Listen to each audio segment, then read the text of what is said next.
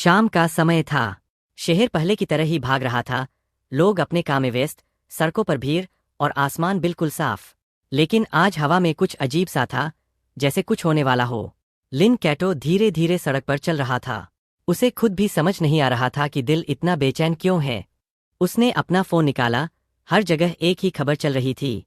अजीब energy waves पूरी दुनिया में डिटेक्ट हुई है। कैटो ने सिर हिलाया और पास के एक छोटे से खाने के स्टॉल पर रुक गया।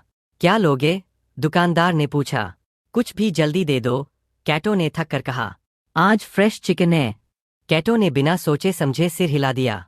कुछ ही मिनटों बाद वो चुपचाप बैठकर खाना खा रहा था। उसे नहीं पता था कि यही उसका आखिरी खाना होगा।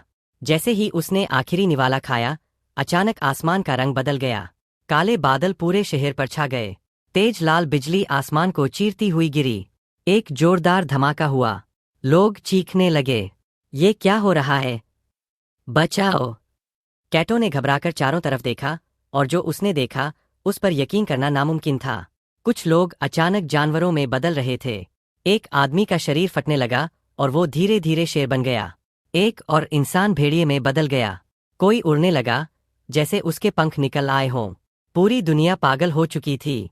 कैटो पीछे हटने लगा, लेकिन अचानक उसका शरीर भी कांपने लगा। नहीं, ये मेरे साथ नहीं हो सकता। उसके हाथ सिकुड़ने लगे। उसकी हड्डियां टूटने जैसी आवाज के साथ बदलने लगीं। कुछ ही सेकंड में उसका शरीर छोटा होता गया और वो जमीन पर गिर पड़ा। जब उसने खुद को देखा, वो इंसान नहीं था। वो एक छोटी सी मुर्गी बन चुका था। उसकी आंखों में डर भर गया। आसपास खड़े लोग उसे देखकर हंसने लगे। देखो, ये तो मुर्गी बन गया। इतना बेकार पावर, ये तो अभी मर जाएगा। कैटो कुछ बोल भी नहीं सकता था। उसकी आवाज अब सिर्फ एक कमजोर सी कुकरू में बदल चुकी थी। अब ये दुनिया पहले जैसी नहीं रही थी। जहां ताकत ही सब कुछ थी, वहां एक मुर्गी का कोई मतलब नहीं था। रात होते होते शहर नरक बन चुका था। हर तरफ खून, चीखें और डर। शिकार करने वाले शिकारी बन चुके थे और कमजोर लोग सिर्फ शिकार। कैटो जान बचाने के लिए भाग रहा था। अचानक एक भेड़िया उसकी तरफ दौड़ा। कैटो पूरी ताकत से भागा, लेकिन उसका छोटा सा शरीर ज्यादा देर तक नहीं टिक पाया। वो फिसल कर गिर गया। उसके सामने भेड़िया खड़ा था। उसकी आंखों में सिर्फ भूख थी। कैटो कांप रहा था। क्या मैं ऐसे ही मर जाऊंगा? उसके अंदर डर, गुस्सा और पछतावा सब कुछ एक साथ उमड़ पड़ा। लेकिन अब बहुत देर हो चुकी थी। अगले ही पल अंधेरा छा गया और सब खत्म हो गया। अचानक कैटो ने अपनी आंखें खोलीं। वो जोर जोर से सांस ले रहा था। उसने चारों तरफ देखा। सब कुछ वैसा ही था जैसा पहले था। वही सड़क, वही लोग, वही शोर। उसने अपने हाथों को देखा। वो फिर से इंसान था। उसकी आंखें फैल गईं। मैं वापस आ गया। उसका दिल तेजी से धड़कने लगा। उसे सब कुछ याद था, अपनी मौत तक।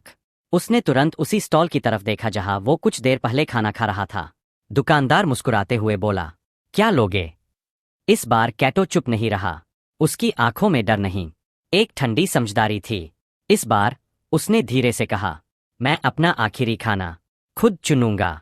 उसके होठों पर हल्की सी मुस्कान आई और उसकी आंखों में एक खतरनाक इरादा चमक उठा। कैटो कुछ सेकंड तक वही खड़ा रहा। उसकी सांसें तेज थीं, लेकिन इस बार उसकी आंखों में डर नहीं था, सिर्फ यादें थीं। उसे हर चीज याद थी, वो दर्द, वो डर और वो बेबसी। जब वो एक कमजोर मुर्गी बन गया था, उसने धीरे से अपनी मुट्ठी बंद की। इस बार मैं वो गलती नहीं करूंगा। उसने तुरंत उस स्टॉल की तरफ देखा जहां वो कुछ देर पहले खाना खा रहा था। दुकानदार फिर से मुस्कुराते हुए बोला, क्या लोगे? कैटो ने इस बार बिना बैठे कहा, कुछ नहीं। वो मुड़ा और तेज कदमों से वहां से चला गया। अब उसके दिमाग में सिर्फ एक ही चीज थी, अगर मुझे बचना है तो मुझे सबसे ताकतवर बनना होगा। उसे याद था, इस शहर में एक जगह है जहां इलीगल फूड मिलता है। ऐसा खाना जो आम लोगों के लिए नहीं होता। एक ब्लैक मार्केट। शहर की भीड़ से दूर, तंग गलियों के बीच, एक पुरानी इमारत के अंदर। अंधेरा, बदबू और खामोशी। कैटो अंदर गया। चारों तरफ अजीब लोग खड़े थे। कुछ की आंखें अलग थीं, कुछ के चेहरे पर अजीब निशान। एक बूढ़ा आदमी काउंटर के पीछे बैठा था। तुम यहाँ क्या करने आए हो, लड़के? उसकी आवाज भारी थी। कैटो ने सीधे उसकी आंखों में देखा। मुझे स्पेशल मीट चाहिए। बूढ़ा आदमी हल्का सा हंसा। तुम्हें पता भी है तुम क्या मांग रहे हो? कैटो ने बिना हिचकिचाए जवाब दिया। Dragon meat fragment. पूरा कमरा कुछ सेकंड के लिए शांत हो गया। बूढ़े आदमी की मुस्कान गायब हो गई। ये तुम्हारे जैसे बच्चे के बस की बात नहीं है।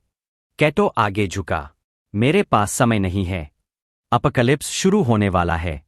बूढ़ा आदमी कुछ पल तक उसे घूरता रहा, जैसे वो उसकी सच्चाई को परख रहा हो। फिर उसने धीरे से काउंटर के नीचे से एक छोटा सा बॉक्स निकाला। उस बॉक्स के अंदर एक काला, धड़कता हुआ मांस का टुकड़ा था। उससे हल्की हल्की गर्मी और अजीब सी ऊर्जा निकल रही थी। ये आखिरी पीस है, बूढ़े आदमी ने कहा, और इसकी कीमत बहुत ज्यादा है। कैटो ने बिना सोचे कहा, मेरे पास पैसे नहीं है। तो फिर निकल जाओ। कुछ सेकंड की खामोशी। फिर कैटो बोला, लेकिन मेरे पास इन्फॉर्मेशन है। बूढ़ा आदमी रुका। क्या? कैटो की आंखें ठंडी हो गईं। कुछ ही मिनटों में पूरी दुनिया बदलने वाली है। अगर तुमने अभी ये मुझे दे दिया तो तुम भी जिंदा रहोगे। बूढ़ा आदमी चुप हो गया।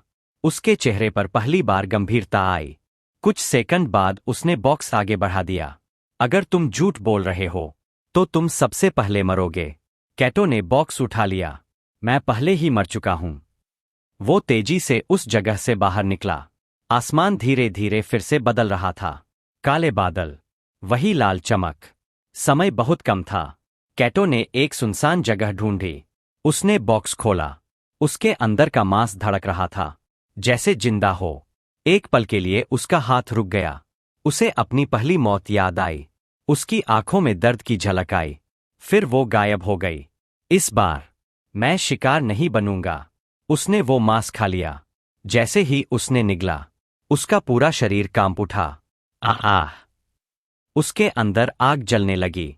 उसकी नसों में जैसे लावा दौड़ रहा था। उसकी आंखें चमकने लगीं, गहरी लाल रोशनी से। उसकी पीठ से काली ऊर्जा निकलने लगी। उसके हाथों की नसें उभर आईं, जैसे कुछ अंदर से बाहर आने की कोशिश कर रहा हो। तभी आसमान में फिर से वही लाल बिजली गिरी। अपोकैलिप्स फिर से शुरू हो चुका था।